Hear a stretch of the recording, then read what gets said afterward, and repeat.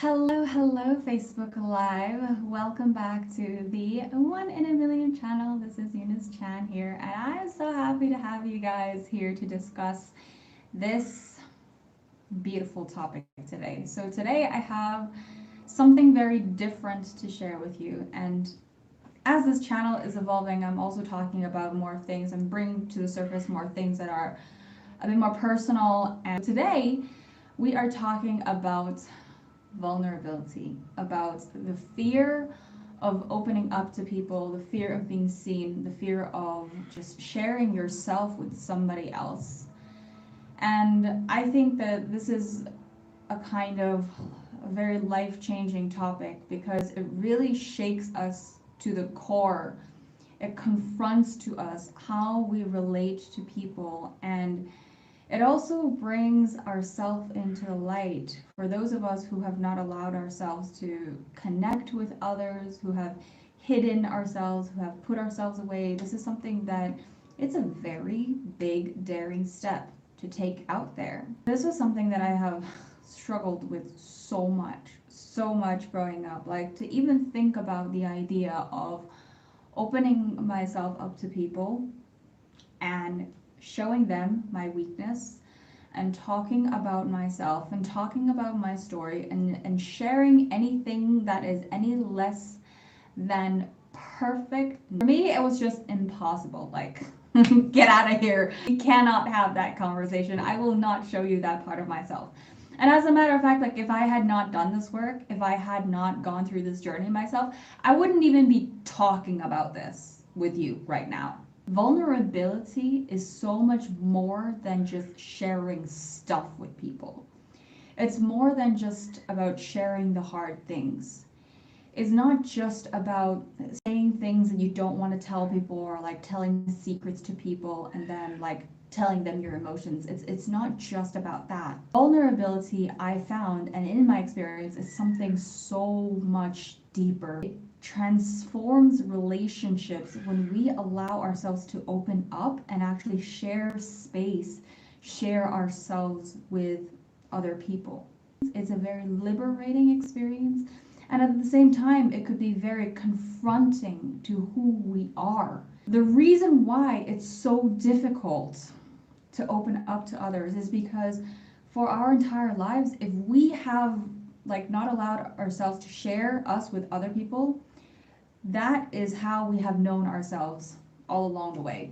Like if I have known myself to be like always in tip top shape, always having the perfect image, always having everything put together, always having my life in place and everything in order and my life is organized, then that's how I know how to show myself to others. That's how I know myself. I don't know myself any other way. I don't know how to speak about myself or show up or even share myself in any other way that is not the perfect image. And so any less than that or anything that is a tangent to that does not seem acceptable. That's scary because not only do we feel like, well, I don't know who else I would be. It's like an identity crisis kind of thing. It's the fact that if I did allow myself to show myself to others, well, maybe people wouldn't accept me. Maybe that they would use it against me. Maybe they would not see me, or maybe I would be like invalidated altogether. And so I want to dive a little further into like why is it so scary in the first place? Because when we actually understand the core of the fear, and this is something that I had to chase down myself, when I understood the bottom of the fear and I really got in touch with the thing that I really desired, I realized that I can actually give this to myself. What's so scary about learning to open ourselves up to others? Not only is it an identity thing because like this is how we have known ourselves, is also because rejection, right? What if I'm no longer perfect in their eyes? But also if I have overcome all this resistance to overcome myself, to open up myself, to share myself with others, and then I get the same feeling of rejection again, and I get the same feeling of not being seen again. That that hope that I have, the desire to reconnect with someone else, to reestablish a connection with the world or with friends, that hope feels a lot more crushing than if I didn't have it in the first place. So that means I'm actually more scared about the disappointment that I can experience eventually if I allowed myself to be hopeful, if I allowed myself to heal. Because if I do the work to heal, and I didn't get the result that I anticipated, that I am so looking forward to, deepen the relationships, to connect with others, to allow myself to experience the bliss of having beautiful connections and friendships and relationships, and just allowing myself to be myself again, then that expectation gets crushed by reality.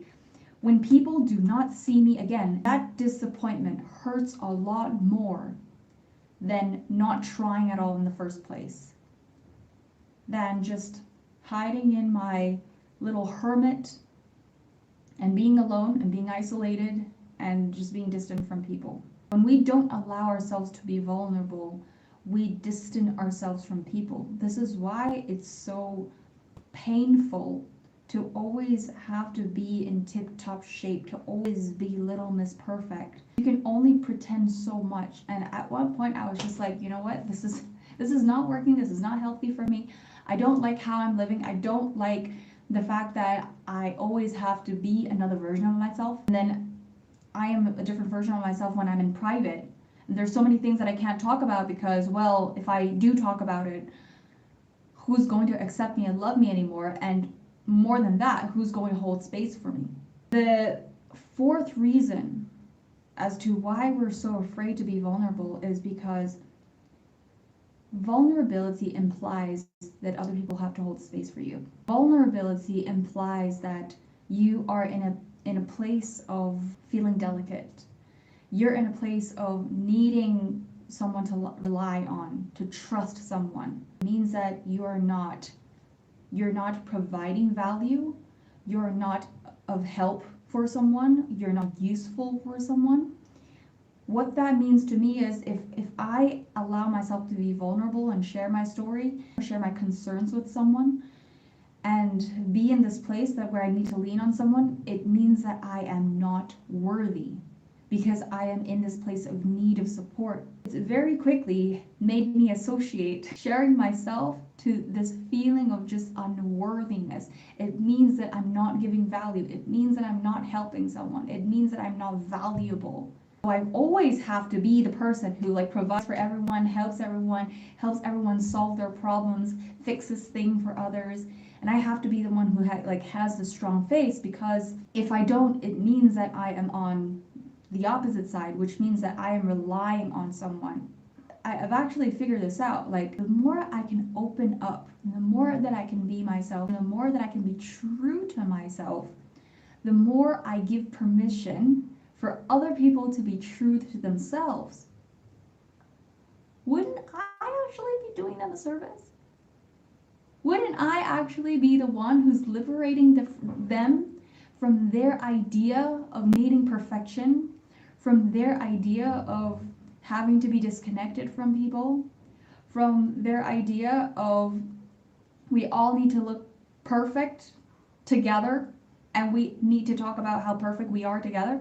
No. I realize that when I am in my vulnerability, I am offering them something of so much value that is not something that I just talk about or teach about. It's not value that I'm just giving you, but the value that I'm sharing with you is in my embodiment.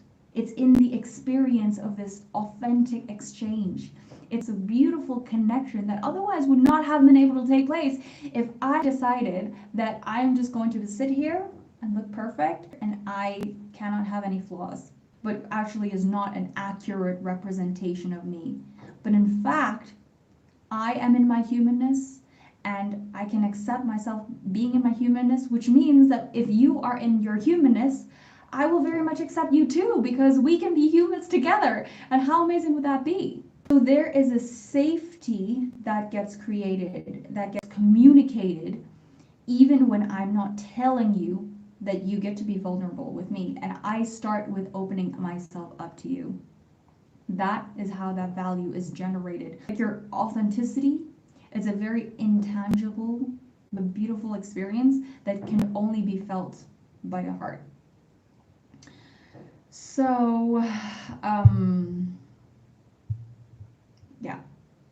Let me see if there's anything. Let me see if there's anything else. The way that I go about opening myself up to someone, because like I'm not gonna lie, it's really hard to even start thinking about the idea that I'm gonna be up close and personal, like really up close and personal with someone. And when you have this fear, this rippling fear, that if you start to open up yourself and people are going to stare right through your soul, I'm not gonna lie, that is a very scary feeling. And if I pushed myself to do that, I think I would just like run the other way. There's no possible way to force yourself to do it. However, there are some steps that I have guided myself through that I wanted to share with you today that have been very, very nourishing and helpful for me to help me establish this feeling of safety with opening myself up to people. And now, you know, as I am building this channel, as I'm sharing these things and I'm sharing these stories about myself and sharing these facets about myself, I'm also opening myself up little by little. And I feel very encouraged by myself, the fact that I'm doing it at all. This is something I would never have been able to talk about. The first step that I had to come to terms with is that I just had to decide that I don't want to live a life in isolation. I don't want to live a life hiding myself, hiding who I am.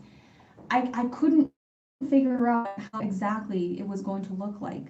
I couldn't figure out exactly what I'm going to share and what I'm going to talk about and how deep I'm going to go and how much of myself I'm going to share with you. I don't know.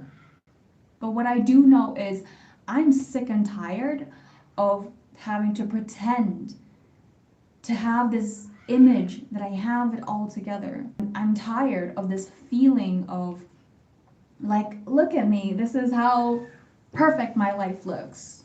No, like that's fake, and that would be pointless. It would actually be worth more of my time if I did spend time like doing something else. And so I decided that I'm going to stop hiding myself. I wanted connection. I wanted authenticity. I didn't know how, but I decided that connection is the only thing that is real. That's something that I wanted to experience myself. So that's the first thing. I just made a decision. Second thing is to identify the people who you can feel safe to open up to. And at the same time, stop spending so much time with people who you feel like are just so perfect that you cannot be yourself. Those have to go hand in hand, because the more that you're being held by people that you feel like, I can trust in you, I can feel safe in you, even though I haven't opened up much of myself yet, I feel like I can't, like you are someone that will not break me. Spend more time with those people, because those people are so nourishing to your soul. And simultaneously, if you feel like there's someone that you're spending time with that you're either putting on a pedestal or they are putting you on a pedestal, and either one of you always have to feel like you're looking perfect, then that is a very unhealthy kind of relationship, and you want to be spending a little less time with those people. It doesn't mean that you have to completely cut them off in your life. It just means that you don't want to encourage yourself to continue living like that. The third thing is to actually stop pretending. For me, that was really hard, because it was so easy for me to pretend to be perfect, because that was like second nature for me. Like I didn't even have to think about it. It was easy for me to look happy, to look excited to see you, to look like I'm having a good day, because then I wouldn't have to explain to you what's going wrong with my life. I didn't have to explain to you, oh, I'm worried about this. I'm worried about you know, my future. I'm worried about like what people think of me. I'm worried about all these different things that are in the back of my mind. Like I don't have to talk about it. And the idea that I don't have to talk about it was just so relieving. And so this face was always just like the template. So the third thing is, you can allow yourself to just stop pretending. Tell this this, these few people in your life that you feel really close to, you feel that you're going to need time to open up and to ask for space, to ask for patience, and to tell them that you are trying. This is going to be so powerful. What this does is that you set an expectation for them to be patient with you, to not have to expect so much from you, but at the same time, allow yourself to be honest with them about this aspect in your life so that as you are trying to open up, they can hold the space for you to do that. They can honor your honesty. They can honor your need for space. They can honor all the time that you need to take up to try to say this thing out loud. When I did that, I literally told my friend, if I ever ghost you or ignore your text messages or I take forever to reply, please understand that that's just my way, that's just my protection mechanism. It's not because I don't love you. It's not because I don't want to be around you. I want to be your friend, so you reassure them that you do desire the connection, but ask for the patience. Ask for them to remind you that you do want the connection. And so my friend has just been so amazing. Like she's seen me through it all. She's held space for the moments where I feel like I just want to hide, and she'll gently prompt me to say, Eunice, I see you. It's just such a gentle feeling of someone holding that space for me to feel safe to open up. So tip number 3 is stop pretending and tell people that you're making an effort so that they can support you and hold space for you. Tip number 4 is that you do it little bit by bit. You don't have to go all the way in one go. You don't have to tell your entire life story in one go. And as a matter of fact, the way that I'm doing this YouTube channel is that, okay, I don't have to tell you my entire life story of all my childhood traumas. It's like I don't have to dump it on you, but I can tell you piece by piece, and that's okay, right? I don't have to push myself to the far end to threaten myself. If you don't do this vulnerability thing right, then it means that you're not opening up to people. And tell people that you're making an effort. Like, allow people to celebrate with you that you have come this far. You have opened up this much. For them to know that you are actually trying. There's every bit to celebrate in the process, because not only are you nourishing this relationship with yourself, like you're really getting to open up yourself and allowing yourself to receive love from yourself and other people, but at the same time you're allowing other people to celebrate you. You're allowing yourself to be seen by other people. This is something that is so scary in the past, because the idea of just being seen and being held and taking up space made me feel so inconvenient. When I leaned back from all this judgment and I allowed people to see me, it's like I'm finally in this place of receiving love, in this place of receptivity, and it felt so good, so healing for me. Every single time I allowed people to be kind to me. The 5th and last thing is allow yourself to practice opening up with more and more people. This can only happen with one relationship at a time, with one conversation at a time, with one connection at a time, with one person at a time.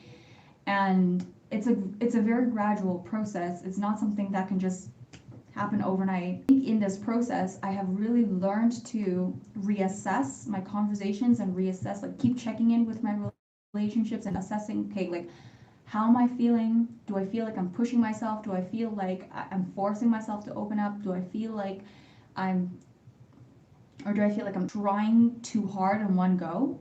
And if I am, I allow myself to just dial back a little bit, because there's no right way to do it. There's only you and your awareness and checking in with yourself and an alignment with yourself where you feel like, yes, this feels good. Let's keep moving forward. I genuinely hope that this video was helpful for you. I encourage you all to do the same. It doesn't matter where you are with opening up to people. It doesn't matter where you are with, your connections with people. I always believe that when you allow yourself to deeply connect with someone, it doesn't matter where you are in the world, where you are in life, It is the best gift for yourself to allow yourself to be seen and held and heard. So allow yourself to give this gift to yourself, be seen, be heard, be held. And that is all I have for you guys today. Let me know what you guys think of this video in the comments. I would love to hear from you. So with that said, I love you all so much. Thank you for being here with me. And I'll be seeing you guys in the next video.